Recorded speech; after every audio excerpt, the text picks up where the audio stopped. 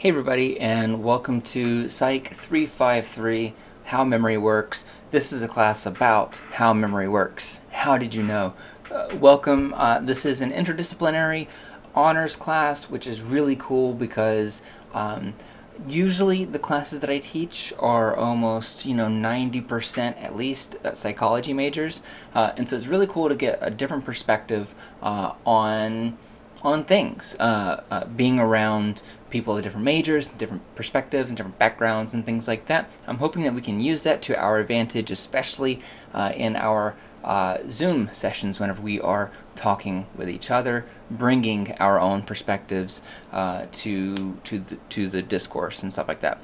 All right, so what these videos are meant to do, these videos are basically what I would have lectured about. So most of the time you're going to get 2 or 3 short videos, or short by my standards. I'm thinking about 15 minutes a piece, or something like that. And you can watch them whenever you like. However, I would highly recommend watching them before you read the readings for the week, just because the whole purpose of these lectures are to give you context and to give you background information about the articles that we're going to be discussing in class.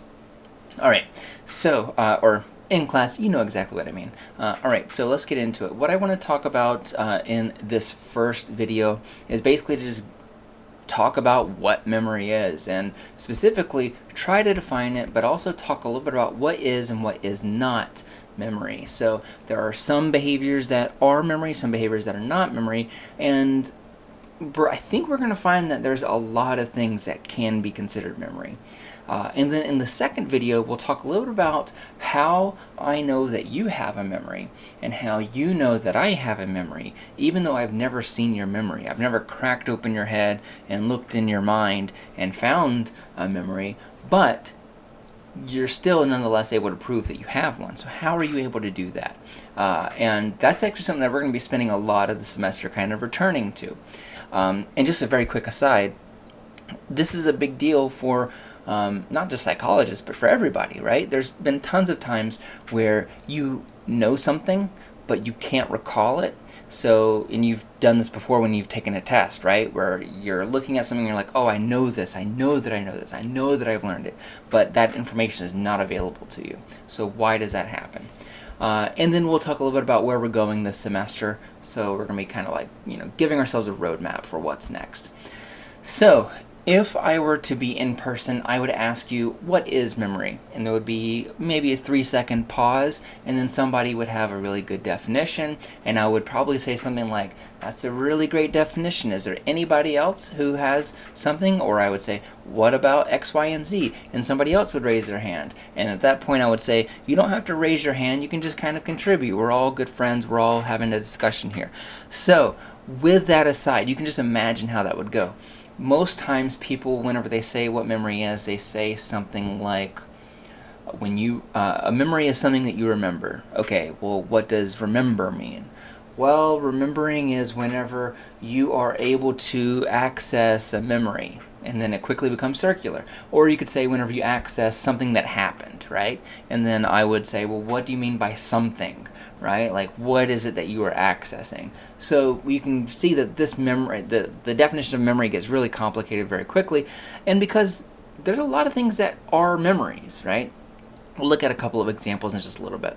So what I want you to be thinking about throughout the semester is all the information that we're learning. How could you describe that? How could you translate that to somebody that is 5 years old versus how would you translate that to somebody who is more academic? So, because there's probably going to be some difference between those two definitions, right? All right, so let's take a quick look at what is and what is not memory. So here I'm going to have a couple of videos that I'm going to show. Let me know if you think that this is a memory. A conditioned taste aversion can occur when an organism ingests something that makes him ill. For example, Susan here has a conditioned taste aversion to mushu pork. So Susan, how does that make you feel? Oh gosh. I feel like I might want to vomit, and I'm salivating, and I don't like it at all. I'm sorry, I'll put it down. Susan's nausea and sickness is paired with the sight, the smell, and the taste of the food. So from an evolutionary perspective, this makes sense. We should try to avoid things in the future that have made us ill. So sorry, Susan, that was just a little payback for Tickles the Snake. All right, so what do you think? Do you think that that is a memory? If so, like, you've probably had some kind of taste aversion in your life, right? For me, I remember I think I had the flu, and I got sick after I ate some cheeseburger macaroni and the hamburger helper stuff, naturally. And so afterwards, like a week or two later, I remember smelling some cheeseburger macaroni, and it really made me feel ill. It made me feel sick. It made me feel like, oh, I cannot eat that or else I'm going to throw up again. Why does that happen? Is that something you consciously do, or is that something that is automatic? Does that make a difference in our categorization of whether or not this is memory? I think what we're going to find later this semester is that this is considered a memory. It's not really a memory like we normally think, right? Usually when we think about what memory is, we think about like, oh, what did you have for breakfast? Or what is so-and-so's phone number? But memory is much more complicated and much more all-encompassing than that. Simple things like learning taste aversions and taste preferences can be considered memory depending on how they develop. All right, here's another one. Actually, I'm not going to show this one because it's a little bit long. This is a dream sequence. So if you wake up and you tell someone, hey, I had a dream about X, Y, and Z, is that a memory? And usually when I ask this to students, they usually say, yeah, it is a memory. But it's a memory for something that didn't even happen, right? So in our definition for what a memory is, it doesn't have to be something that is external. It does not have to be something that is sensory based. So it doesn't have to be something that quote unquote actually happened for it to be considered a memory. Things that didn't happen, like a dream, can be remembered, right? Things, maybe you remember something that didn't happen. We see false memories in the news a lot. So that's we're going to be spending a week talking about false memories later. And so a memory does not have to be for something that is quote-unquote true. All right, here is another example. Oops. Oh, I don't know if... That's a bummer. Oh, there we go. Okay. I was going to say that's a bummer. You don't want to miss the slime mold solving a maze, right? All right, so this one's going to take quite a bit of time, but I'm going to fast forward it. Basically, what you're seeing here is you're seeing kind of this mold just growing naturally as mold typically does, and it's just kind of populating this maze, right? But at this point, now there are some nutrients for this mold that are added to these two parts of the maze. So what happens is, I'll fast forward it. So you can see that there's lots of growth over here as it's connected to this piece. And then as we fast forward, we can see some changes going on as the mold continues to develop.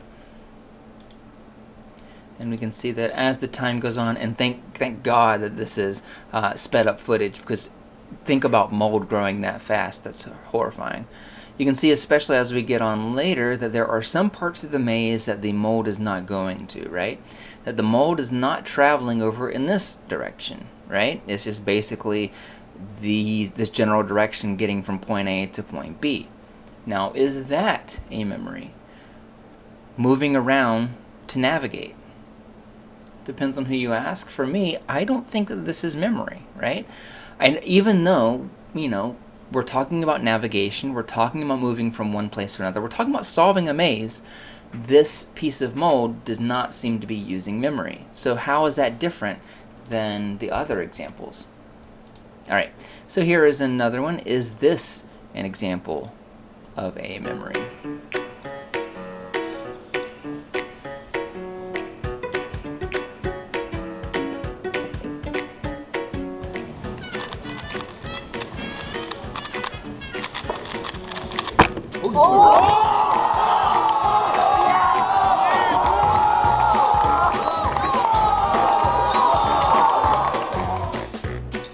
All right, so was that memory?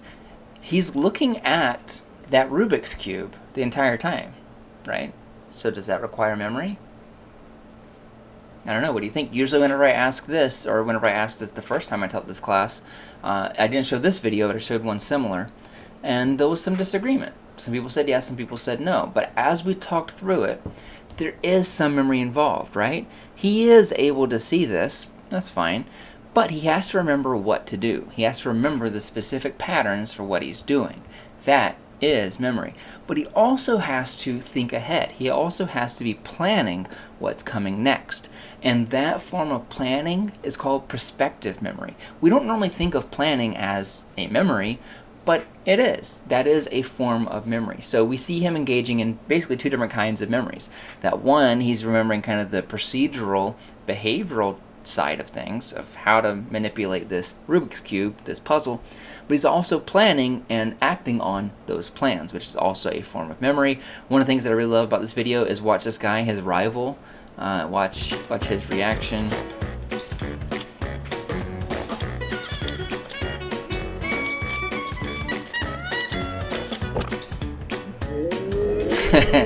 Not super happy, but I also really love this kid right here.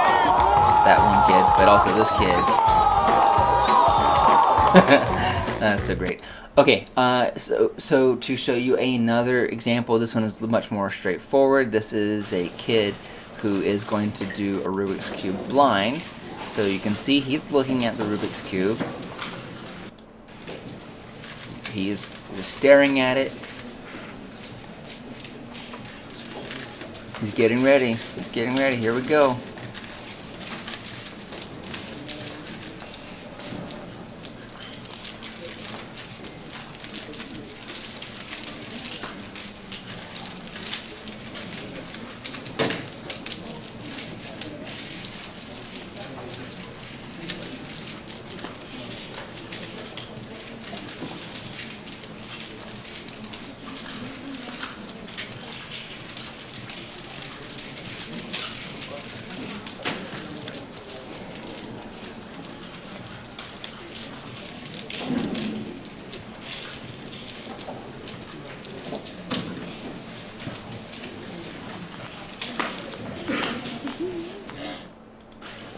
That kid didn't even look super happy of what he did, but yeah, that's amazing, right?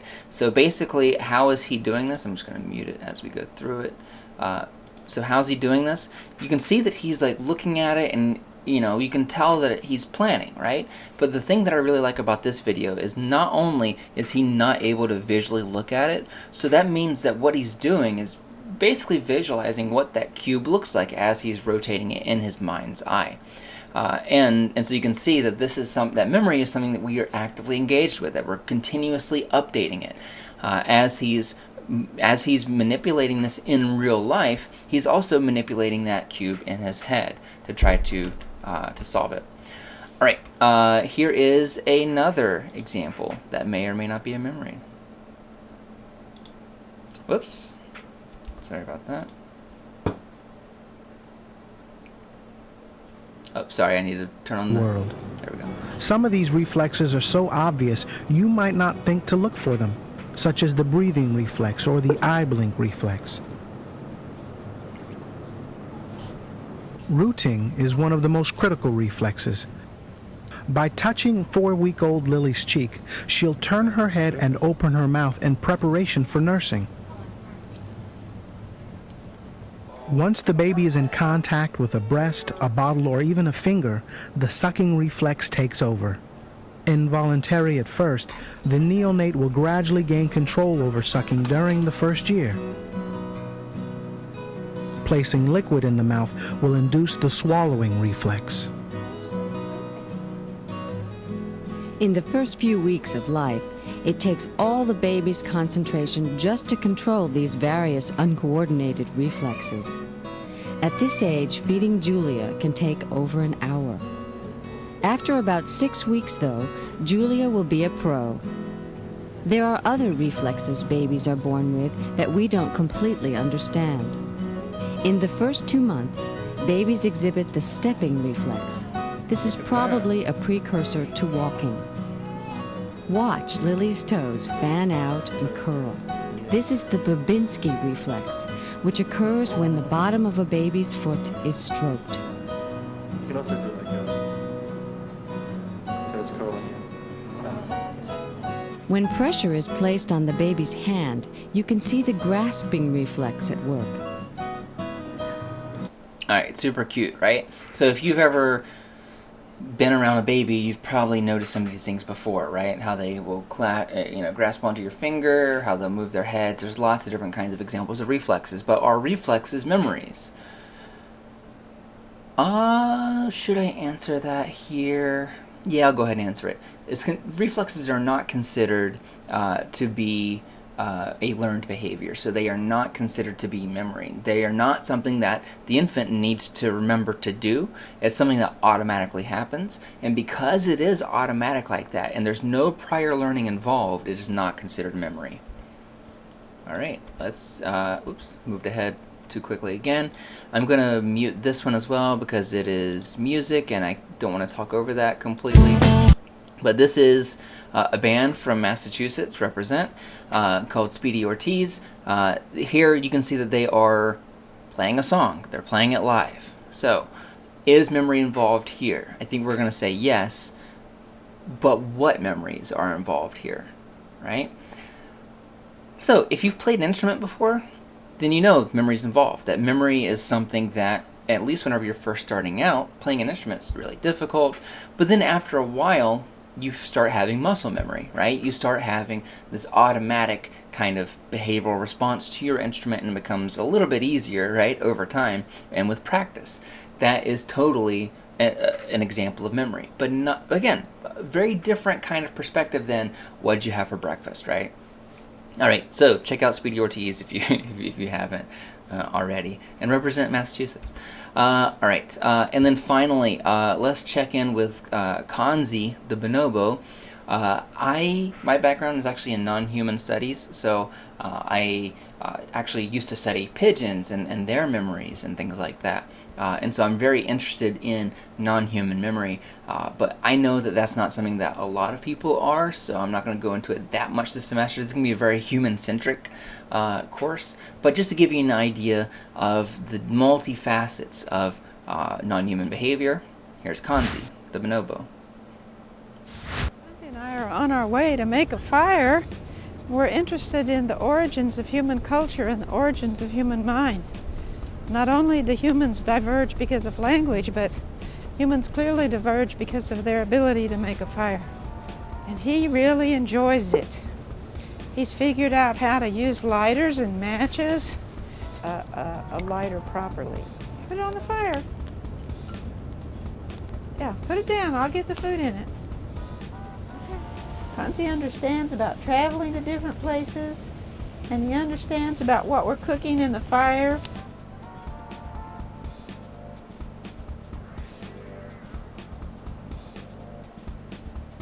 That's a perfect marshmallow stick. That's one of the best I've seen. Where's your marshmallow?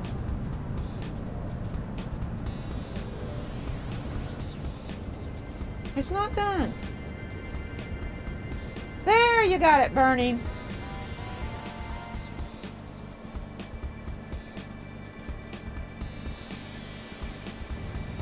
Can you put the fire out before we go? Whoops, you didn't take the top off. You forgot to take the top off. Save some for the fire.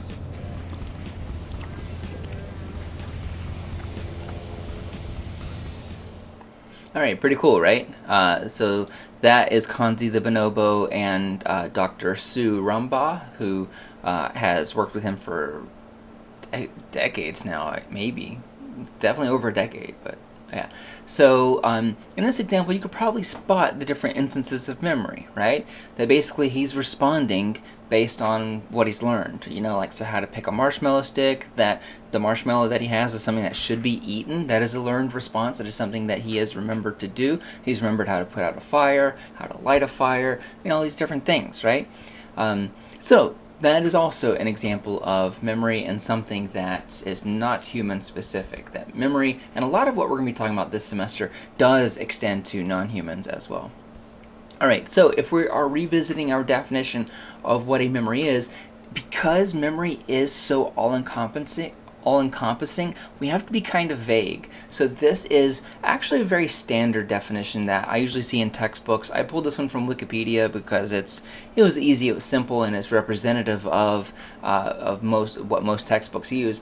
But this definition is: memory is the faculty of the brain by which data or information is encoded, stored, and retrieved when needed.